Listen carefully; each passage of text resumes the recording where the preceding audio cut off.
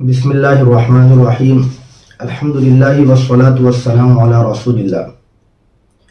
آج سنڈے ہے اور ہر اتوار کو ہم جو سوالات کمنٹس باکس میں یا ای میل اور واٹس ایپ وغیرہ پر ہمارے پاس آتے ہیں، ان میں سے 10 اہم اور ضروری سوالات کے جوابات قرآن و حدیث کی روشنی میں فقہ و فتاویٰ کی معتبر اور مستند کتابوں کے حوالوں کے ساتھ آپ کی خدمت میں پیش کرتے ہیں۔ چنانچہ میں آج کیلکولیٹ کر رہا تھا تو یہ ہمارا 45واں ایپیسوڈ ہے، یعنی اس سے پہلے صرف سنڈے کی اگر ہم بات کریں تو 440 سوالات کے جوابات آ چکے ہیں، اور یہ بڑے اہم اور معتبر سوالات ہیں، یعنی بہت ضرورت کے مسائل ہیں۔ ان کے علاوہ جو ہماری شارٹ کلپ میں سوالات کی ترتیب تھی وہ الگ ہے، تو تقریباً 1000 پلس وہ مسائل ہو جاتے ہیں اور وہ فتاویٰ جو اب تک چینل پر اپلوڈ ہو چکے ہیں ماشاءاللہ۔ آپ میں سے بھی اگر کسی کا کوئی سوال ہو تو آپ کمنٹس باکس میں کر سکتے ہیں۔ بہرحال شروع کرتے ہیں۔ پہلا سوال نفیس قریشی بھائی کا ہے، جیت پور دلی سے۔ یہ معلوم کرتے ہیں کہ اگر کوئی شخص تالاب میں ڈوب کر مر جائے تو کیا اس کو بھی شرعاً غسل دیا جائے گا؟ اسی طرح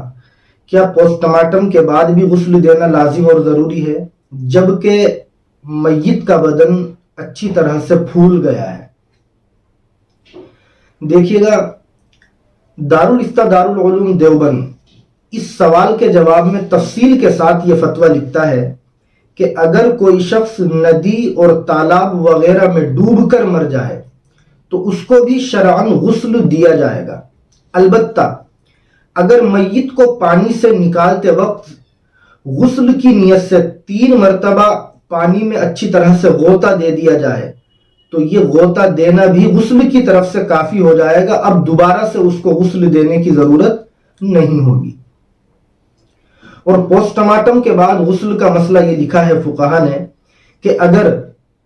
پوسٹ مارٹم سے پہلے میت کو غسل دے دیا گیا تھا، بعد میں پوسٹ مارٹم ہوا ہے،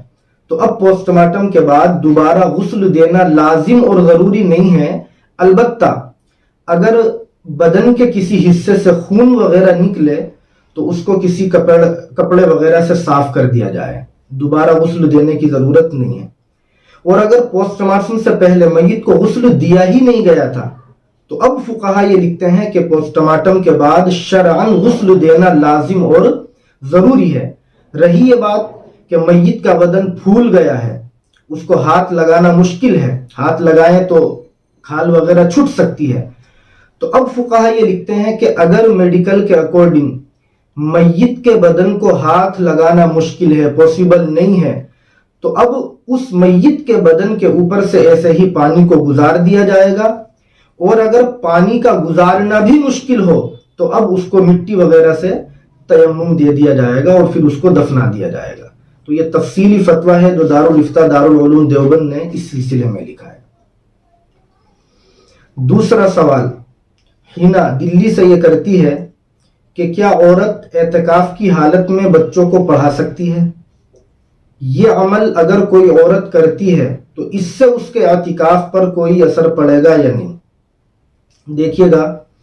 فتاوی ہندیہ میں جلد 5 صفحہ 321 پر ایک تفصیلی فتویٰ ہے اعتکاف کی حالت میں قرآن کریم کی تعلیم دینے کا مسئلہ۔ اس سلسلے میں فقہا نے یہ لکھا ہے کہ اگر اعتکاف کی حالت میں بچوں کو کوئی شخص فیس لے کر کے پڑھاتا ہے تو یہ عمل مکروہ اور ناپسندیدہ ہے، مناسب نہیں ہے۔ اور اگر بغیر اجرت اور بغیر فیس کے صرف اللہ کی رضا کے لیے کوئی شخص اعتکاف کی حالت میں کسی کو دین کی تعلیم دے تو یہ عمل جائز ہے، بلکہ باعث اجر و ثواب ہے۔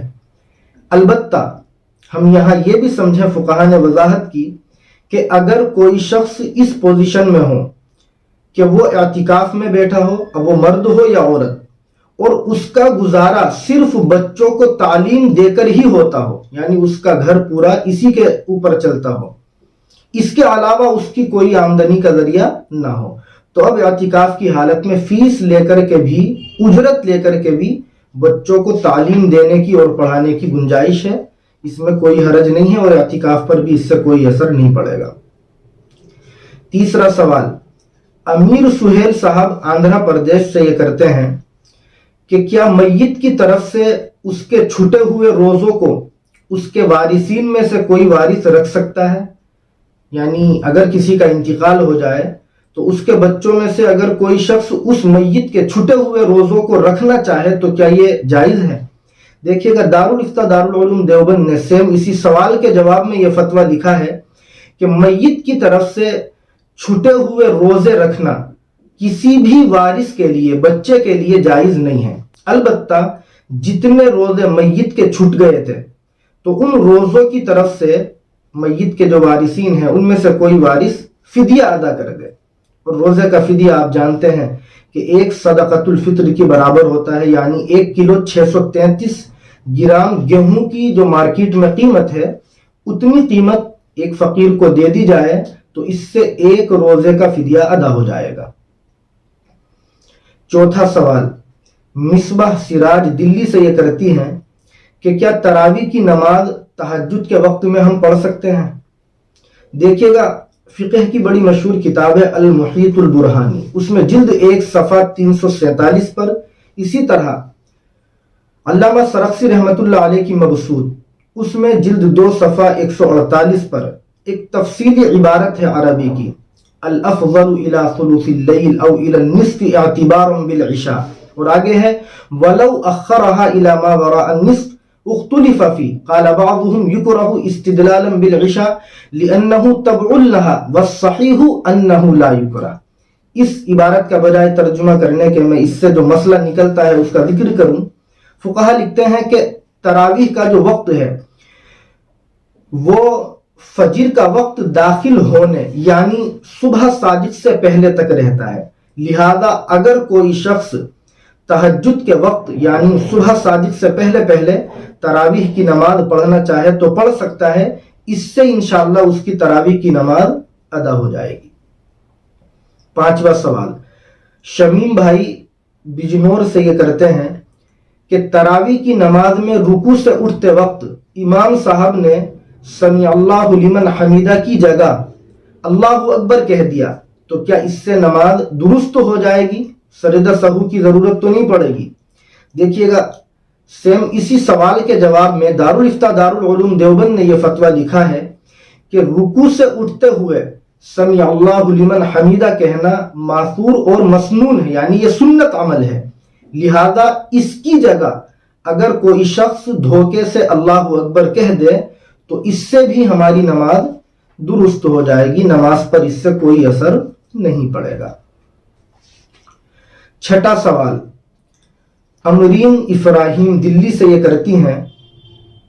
کہ اگر کوئی عورت حاملہ ہو، پریگننٹ ہو، تو کیا اس کے لیے روزے نہ رکھنے کی اجازت ہے؟ اگر وہ روزے نہ رکھے تو کیا اس کو گناہ ملے گا؟ دیکھیے گا دارالفتہ دارالعلوم دیوبند نے اس سوال کے جواب میں یہ فتویٰ لکھا ہے کہ اگر کوئی عورت حالت حمل سے ہو، پریگننٹ ہو، تو اس عورت کو روزہ نہ رکھنے کی وجہ سے حمل یعنی جو پیٹ میں بچہ ہے یا اس کی اپنی جان کو نقصان پہنچنے کا اندیشہ اور خطرہ ہو، تو اس صورت میں فقہا یہ لکھتے ہیں کہ اس عورت کے لیے پریگننسی کی حالت میں رمضان کے روزے نہ رکھنے کی بالکل اجازت ہے، گنجائش ہے کہ یہ روزے نہ رکھے، لیکن وضع حمل کے بعد، ڈیلیوری کے بعد ان روزوں کی قضا کرنا اس کے لیے لازم اور ضروری ہوگا۔ اور آگے فقہا یہ لکھتے ہیں کہ اگر اس عورت کے لیے کسی قسم کے نقصان کا اندیشہ نہ ہو، یعنی اس کو یقین ہو کہ میں روزہ رکھوں گی تو کسی طرح کا نہ بچے پر اثر پڑے گا نہ میرے اوپر، تو اب ظاہر سی بات ہے کہ اس عورت کے لیے اس حالت میں بھی روزے رکھنا لازم اور ضروری ہوگا۔ ساتواں سوال خالدہ دلی سے یہ کرتی ہیں کہ قرآن کریم کو پڑھنے کے بعد کیا اس کو بخشنا لازم اور ضروری ہے؟ اسی طرح کیا پورا قرآن کرنے کے بعد ہی اس کو بخشنا چاہیے یا روزانہ جو ہم تلاوت کرتے ہیں اس تلاوت سے فارغ ہونے کے بعد بھی اس کا ثواب ہم بخش سکتے ہیں؟ اور قرآن کریم کو بخشنے کا طریقہ کیا ہے؟ دیکھیے گا دارالفتہ دارالعلوم دیوبند نے یہ وضاحت فرمائی ہے کہ قرآن کریم کو پڑھنے کے بعد اس کو بخشنا لازم اور ضروری نہیں ہے، لہذا جب ہم روزانہ تلاوت سے فارغ ہوں تو اسی وقت دل میں ہم یہ نیت کر سکتے ہیں کہ یا اللہ جو کچھ ہم نے یہ تلاوت کی ہے اور آپ نے جو ہمیں ثواب عنایت کیا ہے، آپ یہ ثواب ہماری طرف سے ہمارے فلاں فلاں مرحوم کو یا فلاں فلاں مرحومہ کو پہنچا دے، تو اس طرح سے انشاءاللہ اس قرآن کریم کا ثواب تمام مرحومین اور مرحومات کو پہنچ جائے گا اور پڑھنے والے کو بھی ضرور پہنچے گا۔ لا ينقص من اجرہ شیء، اس کے ثواب میں سے کچھ کم نہیں کیا جائے گا، اور قرآن کریم مکمل ہونے کے بعد بھی ہم اس کا ثواب پورا اپنے مرحومین کو پہنچا سکتے ہیں۔ یہی ایصال ثواب کا اور قرآن کریم کو بخشنے کا طریقہ ہے۔ یہاں ایک وضاحت اور میں کروں، بہت سے لوگ رمضان میں آتے ہیں مسجد میں بھی کہ ہماری امی نے، ہماری بھابھی نے، بہن نے یا ہم نے قرآن کریم پڑھا ہے، آپ اس کو فلاں فلاں کو بخش دیجیے۔ تو یہ سب طریقے مناسب نہیں ہیں